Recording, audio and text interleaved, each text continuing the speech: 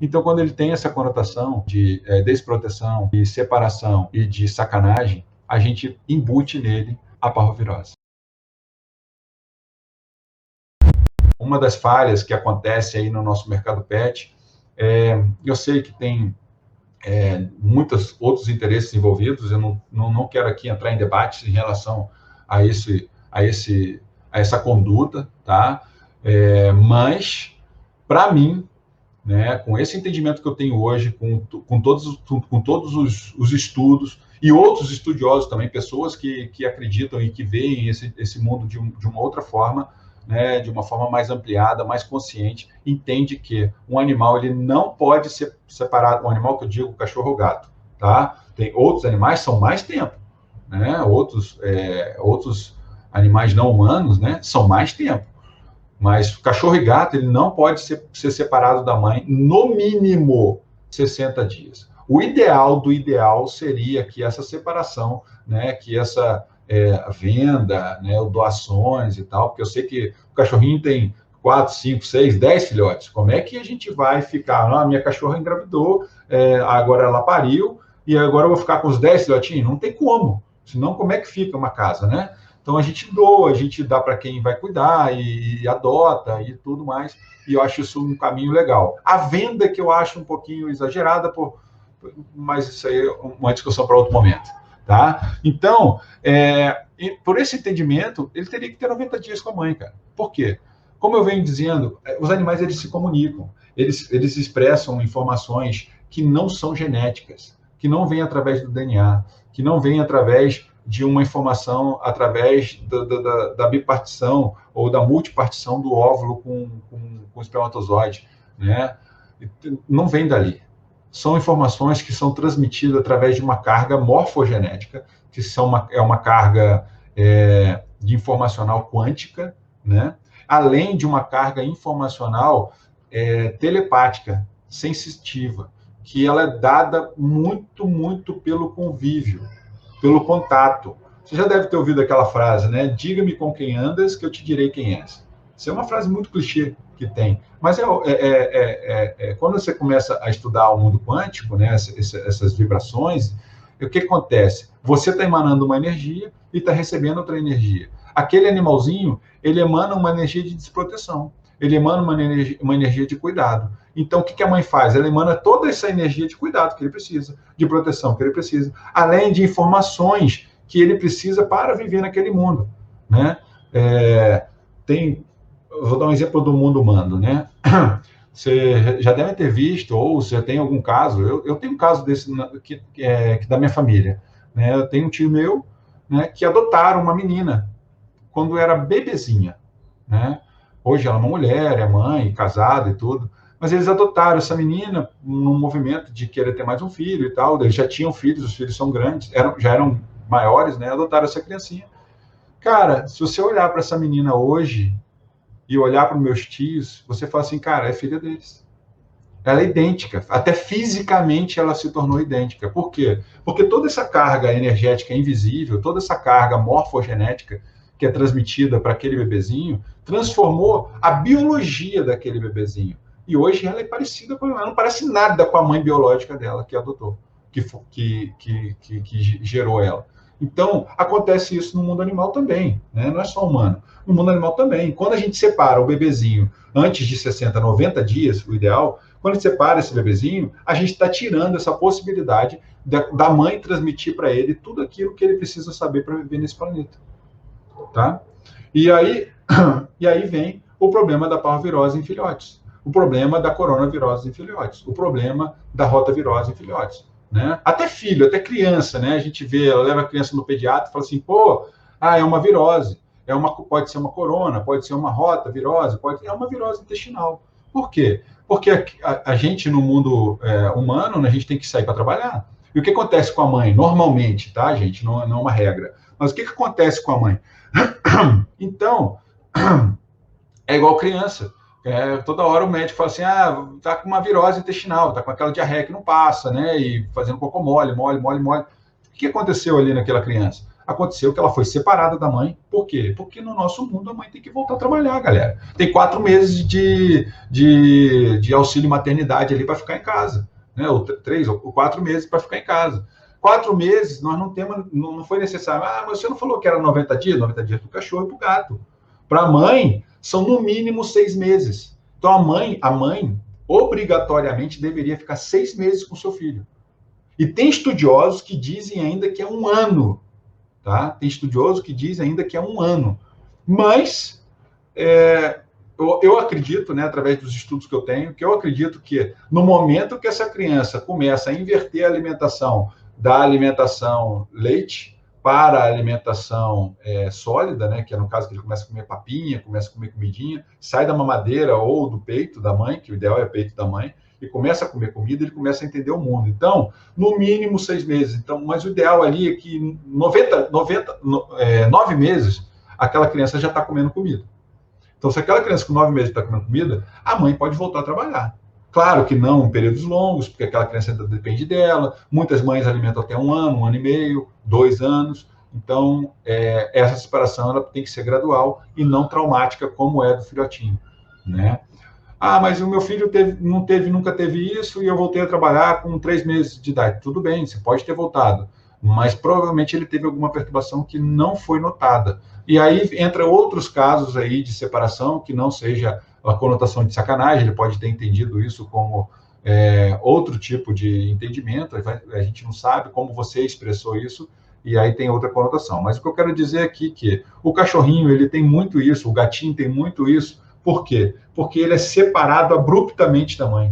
Então, ele automaticamente, quando ele se separa para vender para alguém, levar para casa de alguém, ou doar, fazer isso, aquilo, outro, quando você separa abruptamente, né, você causa nele um conflito mental de desproteção, de sacanagem, né, e de separação. Separação de quem ele ama.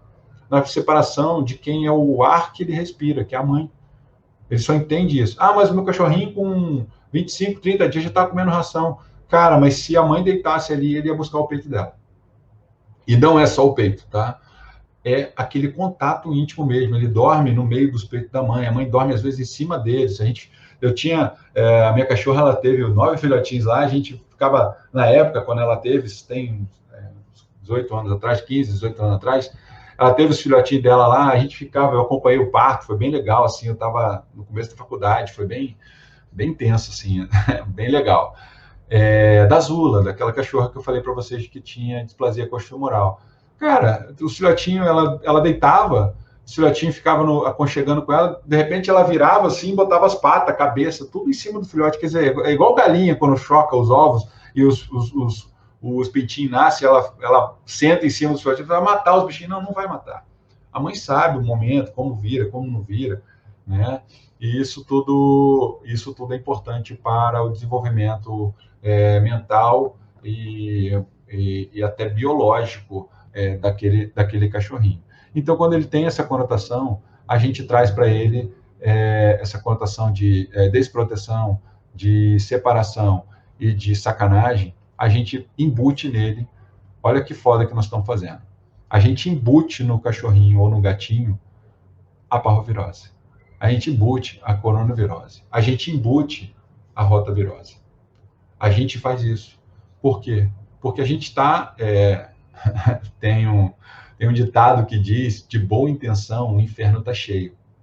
E é bem isso mesmo. Na melhor das intenções, a gente está querendo ser bonzinho pra caramba, porque não vai ter, não vou conseguir cuidar, ou pô, eu não tenho dinheiro nem para dar comida para a mãe, como é que eu vou alimentar esses filhotes? A gente está cheio de boa intenção, claro, e não é para deixar morrer, não é para deixar passar fome, não é nada disso, mas de boa intenção a gente acaba arrebentando ou piora, né? Acaba tirando uma vida, porque a parvovirose ela é agressiva, ela é forte, é uma doença, é uma enfermidade que agride muito as alças intestinais, né? E se esse conflito for mais forte, quanto mais forte o conflito, mais agressiva é a enfermidade.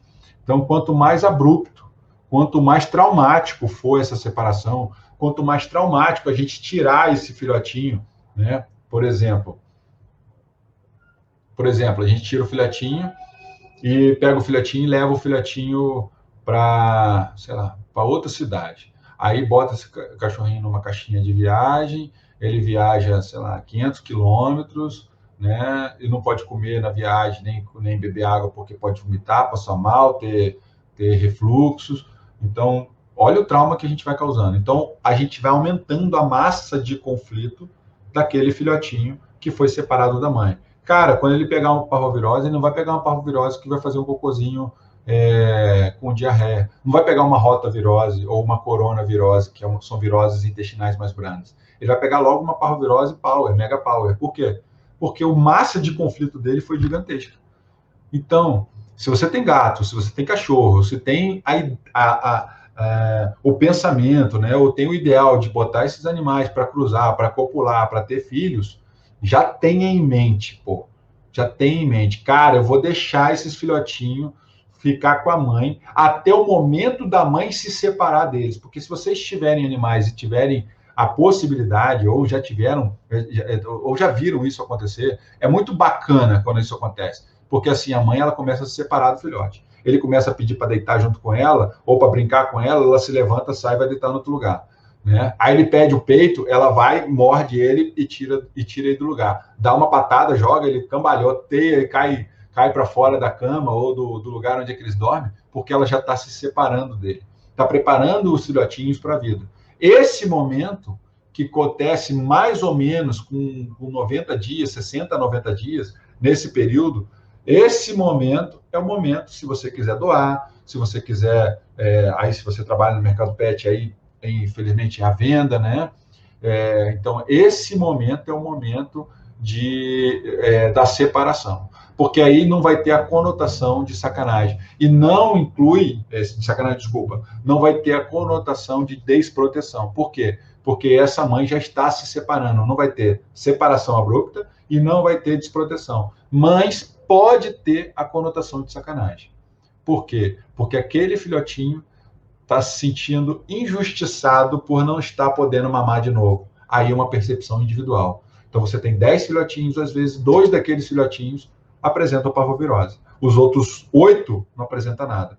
Por quê? Porque todos nós enxergamos o mundo de uma forma, por um prisma, por uma ótica. Né? E ela é individual. Ela não existe um olhar para o mundo igual. Não existe. Seja um cachorro, seja um gato com uma ninhada, seja eu, meu irmão, minha irmã, seja você com sua família. Não existe uma visão, porque nós somos seres únicos. Tanto os animais também são seres únicos. Então, a visão que eu tenho de mundo é diferente da visão que você tem de mundo. O que acontece quando a gente é criado no mesmo núcleo familiar? O que acontece quando os animais são criados numa mesma ninhada, crescem junto e tal? O que acontece? Você uniformiza a visão de mundo, mas você não uniformiza 100% a maneira que ele vê o mundo. Então, uma coisa ou outra vai ser disfuncional do restante que está ali. E a heteronicidade, né, ser heterogêneo, é legal, porque imagina se todo mundo fosse igual. Olha que bosta que seria, né? Então, ser heterogêneo é legal, mas a gente tem o poder, né, ou a gente tem ferramentas, tem o entendimento de fazer isso por diferente. Tem a capacidade de mudar isso, né? Por quê? Porque a gente pode chegar e falar assim, optar, falar assim, cara, sei lá, vamos botar um exemplo aqui, eu vou lá no pet shop, eu quero comprar um cachorro, quero ter um cachorro, vou lá no pet shop comprar um cachorro. Eu chego pro cara do pet shop e falo assim, cara, e é um movimento de trás para frente, não é de frente para trás. Né? Um movimento de trás para frente, porque agora nós temos a consciência, talvez o cara do pet shop ou o dono do canil não tenha. E aí nós temos, então nós temos essa possibilidade de fazer o movimento. Falar assim, cara, eu quero comprar um cachorrinho e tal, não sei o quê. Aí o cara fala assim, tem esse aqui, é lindinho, não sei o quê. Quantos dias tem? Tem 30 dias, tem 45 dias. Não. Eu quero um animal de mais ou menos 70, 90 dias. Porra, olha só que movimento bacana. O que você está fazendo com esse movimento? Você está dando a oportunidade desse filhote ficar mais tempo com a mãe. Mas ele não vai ficar com a mãe, ele vai ficar dentro do pet shop. Não, você pode fazer uma coisa. Assim, cara, cadê a mãe dele? Tá no canil, sei lá, na cidade vizinha. Então tá, eu quero esse cachorrinho, mas eu quero que ele volte lá para ficar com a mãe. E eu pago a ração, eu pago vacina, eu pago as coisas todas que precisa. Eu quero que ele volte para ficar com a mãe, ficar 90 dias com a mãe, depois eu vou lá buscar. Já está comprado, o cachorro é meu, eu quero esse. Olha que movimento maneiro.